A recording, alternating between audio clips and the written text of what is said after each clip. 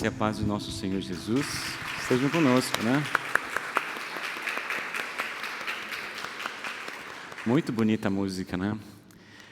E foi muito interessante porque, se a gente observar, todos os textos que hoje a gente tem diante de nós falam justamente disso, alegria. Quando nós abrimos e começamos a colocar esses versículos diante de nós já vamos perceber logo em Filipenses 4:4, tenham sempre alegria. Agora a gente já pode até musicalizar essa parte, né? Unidos com o Senhor, tenham sempre alegria. Mas lindas palavras de encorajamento, de consolo, de presença, mas ao mesmo tempo a gente precisa lembrar qual o contexto que essas palavras foram escritas.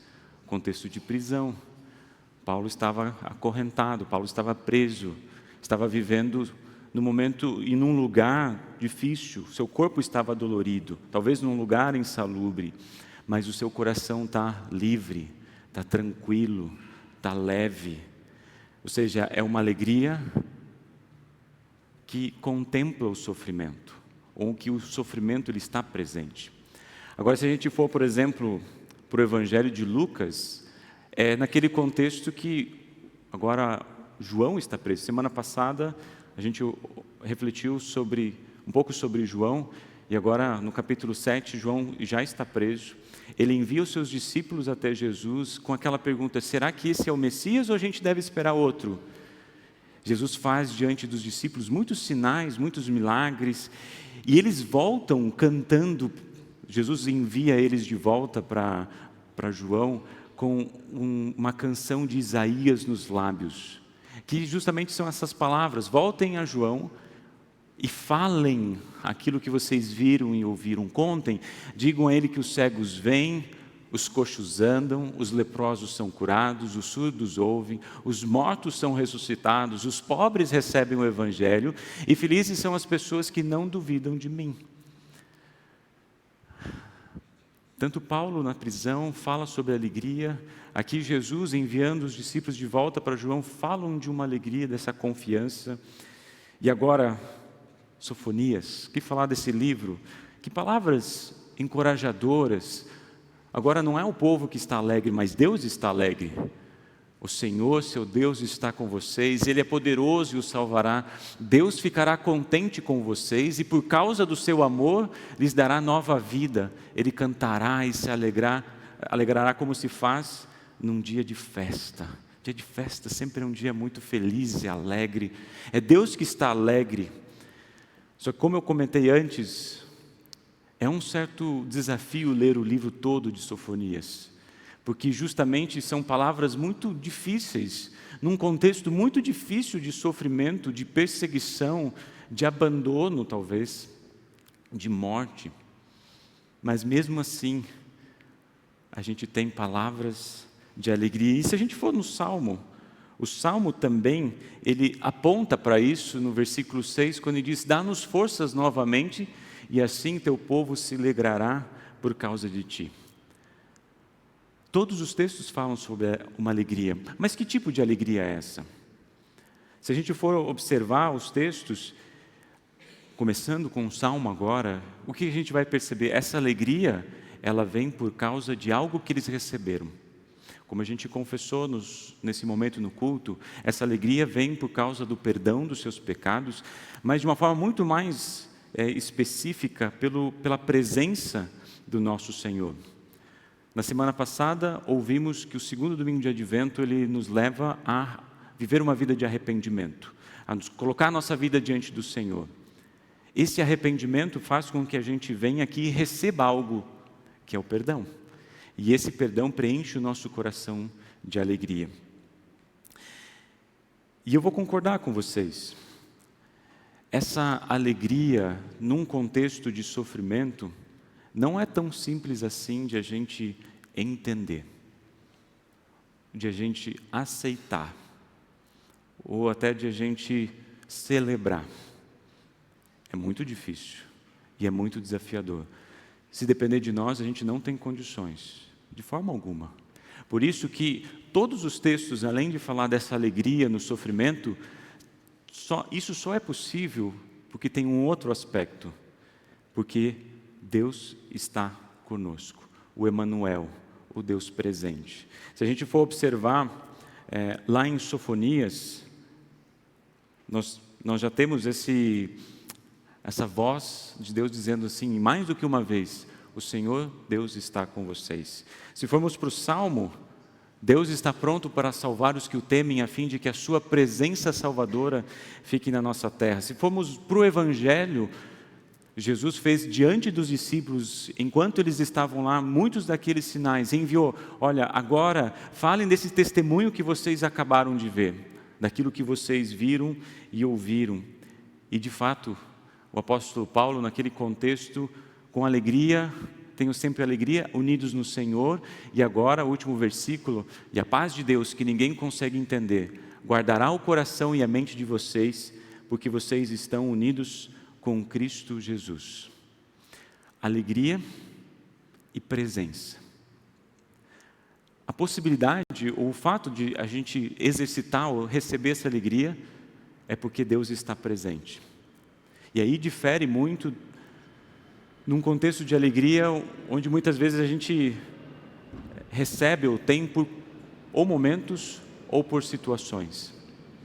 A alegria que a palavra de Deus nos fala não é no sentido tanto horizontal, mas é no sentido vertical.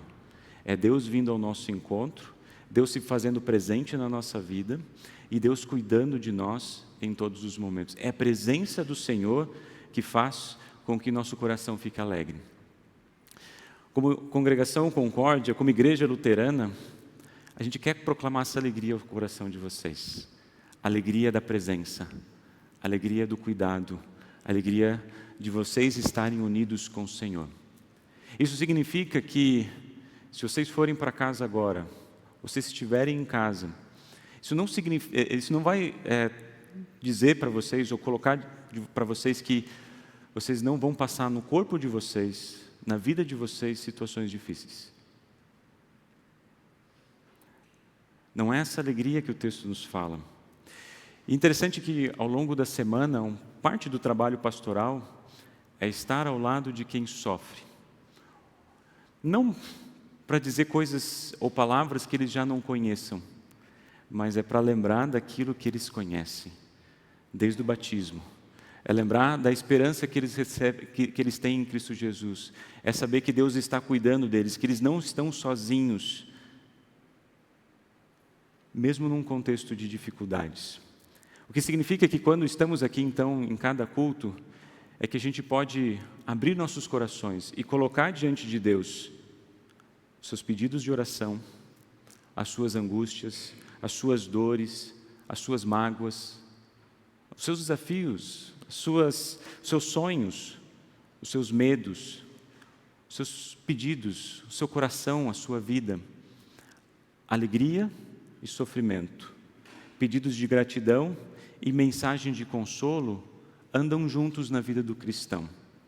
Ou seja, como afirma o Salmo do dia também, o amor e a fidelidade se encontrarão e a justiça e a paz se abraçarão.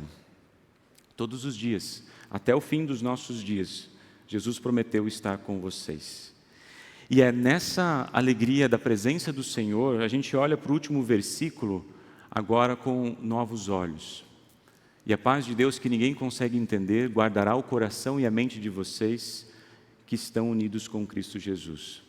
Queria agora focar um pouquinho nesse versículo. Coração e mente são dois aspectos que refletem a nossa vida. O coração está vinculado aos nossos sentimentos, a nossa identidade como ser humano, e a mente com o fato de nós podermos pensar e refletir sobre aquilo que está ao nosso redor.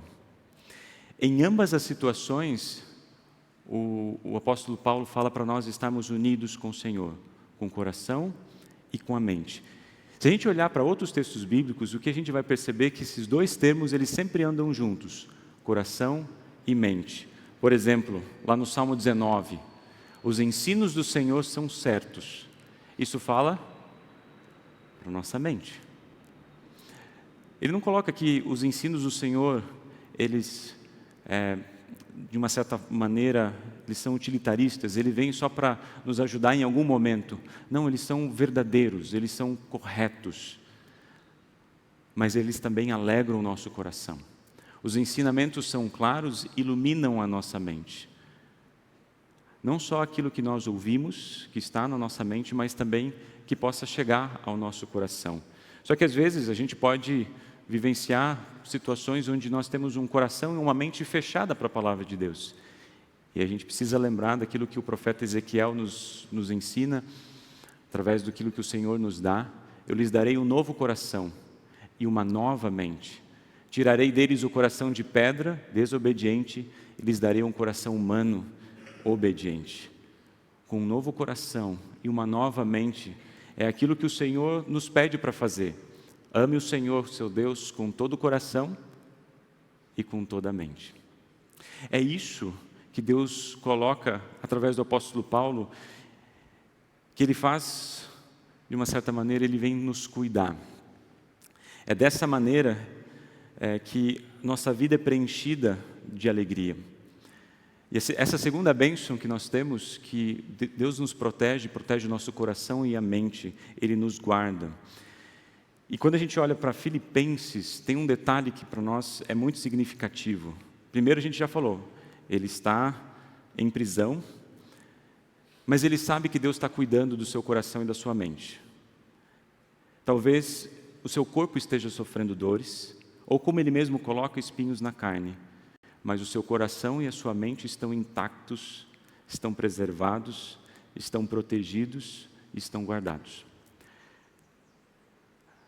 Filipe era uma cidade romana, onde guardas protegiam e faziam guardas mesmo, para proteger e defender alguma coisa, alguma situação. Paulo se utiliza dessa mesma palavra, dessa mesma linguagem, para dizer que o nosso coração e a nossa mente estão guardados, estão amparados, estão protegidos. Sabe que me veio à mente, talvez, um texto lá de 2 Reis, com o profeta Eliseu. O que estava acontecendo é que o profeta Eliseu estava caminhando junto com seu empregado e de repente veio um exército com cavalos sírios que cercaram eles. E o empregado ficou com muito medo daquilo que ia acontecer. E Eliseu, o profeta, disse assim: não tenha medo, pois aqueles que estão conosco são mais numerosos que estão com eles. Você se lembra dessa história? Você se lembra dessa história? Quem são aqueles que estão conosco se só estava o profeta Eliseu, o empregado?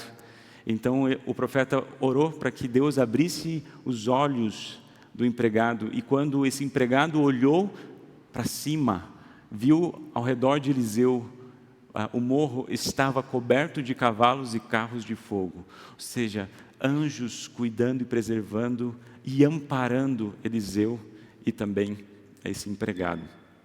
Ou seja, agora tentem trazer isso para nós, tentem trazer para a nossa vida. O Senhor, Ele monta a guarda, Ele protege a nossa mente e o nosso coração, de maneiras que a gente não consegue nem imaginar ou nem perceber, com anjos, arcanjos e com toda a companhia celeste. Mas nós sabemos que Ele está protegendo o nosso coração e a nossa mente. E de que maneira Ele protege o nosso coração e a nossa mente? O último versículo vai falar. Ele vai nos cuidar com a paz de Deus, que ninguém consegue entender. Essa paz a gente poderia entender sob duas perspectivas. A primeira, talvez, de uma maneira bem pontual, como o texto está dizendo, que está além da nossa razão e do nosso entendimento. E, de fato, uma paz que a gente não consegue entender. Como Deus, o Criador de todas as coisas, Criador do tempo, Criador da matéria, Criador do espaço, Ele resolve se fazer um de nós, habitar entre nós, viver entre nós, carregar os nossos pecados e declarar na cruz que eles estão pagos. Vocês conseguem entender isso? Que Deus resolveu o peso dos pecados e da humanidade através da cruz, se fazendo um de nós, cabendo onde não se cabe, o Deus Todo-Poderoso. Vocês conseguem entender isso? Vocês conseguem imaginar isso? Eu não consigo. Por isso que loucura, isso não dá para entender. Está além do nosso humano entendimento. Mas a gente pode olhar para esse versículo de uma outra perspectiva, ou indo um pouquinho além. Acredito que essa paz que a gente não consegue entender, de fato a gente não consegue entender, é muito melhor e maior do que o nosso humano entendimento. Deixa eu tentar trazer isso para um aspecto um pouco prático para nós. É comum a gente pensar, se eu entendesse, e se isso ficasse claro para mim, eu teria um pouquinho mais de paz, eu seria um pouco mais tranquilo. E de fato, quando a gente olha no nosso dia a dia, se a gente entende alguma coisa, parece que o nosso coração fica mais calmo. Eu tenho certeza que vocês já passaram por isso, porque eu já passei. Vocês receberam uma notícia de alguém muito querido, de um amigo, de um familiar, que precisou ir para o hospital e de repente diz, está na UTI. Até você saber o que está acontecendo com aquela pessoa, o que está passando por ela, por mais grave que seja, só o fato de a gente saber já gera essa tranquilidade, já gera um tipo de paz. Quando a gente olha para esse texto, a gente fala assim, se eu apenas entender essa paz, não vai ser suficiente. Porque não é só essa paz do entendimento que Deus quer colocar no nosso coração, mas que supera o nosso entendimento, que é muito melhor e muito maior, é muito maior do que a gente pode imaginar, é muito maior do que a gente pode até pensar. Essa paz que Deus nos dá, ela supera tudo aquilo que a gente tem a possibilidade de refletir. Por isso o convite que esses textos nos levam a meditar e a trazer para o nosso coração é o seguinte: mesmo em tempos de aflição, a gente pode descansar e se alegrar no Senhor, porque o Senhor, Ele guarda o coração e a mente de vocês em Cristo Jesus. Guarda não no sentido de deixar escondido e nunca mais se lembrar, guarda no sentido de montar uma guarda, uma proteção, anjos e arcanjos, toda a companhia celeste, a igreja cristã, a cada um de nós, para preservar o nosso coração e a nossa mente, preservar nossas emoções, preservar os nossos pensamentos, preservar os nossos medos, cuidar da nossa vida. Mas como é que Ele cuida e guarda de todos nós? Com uma paz que está além do nosso entendimento, com uma paz que é muito melhor e muito maior do que a gente possa até imaginar, uma paz que foi declarada na cruz, está pago, para que eu e para que você também possam descansar e dizer sempre, tenham sempre alegria, não uma alegria passageira e de coisas ou de momentos, mas uma alegria de estar na presença do Senhor, cuidar de vocês, amparar vocês em qualquer momento, porque essa foi a promessa do Senhor. E quando alguém esquecer disso, que tenha um cristão, que tenha um pastor, que tenha uma pessoa que vai lembrar aquilo que você já sabe. Você não está sozinho, Jesus está com você, Ele cuida de você até o fim dos tempos. Tenha uma alegria. Amém. Ficamos em pé.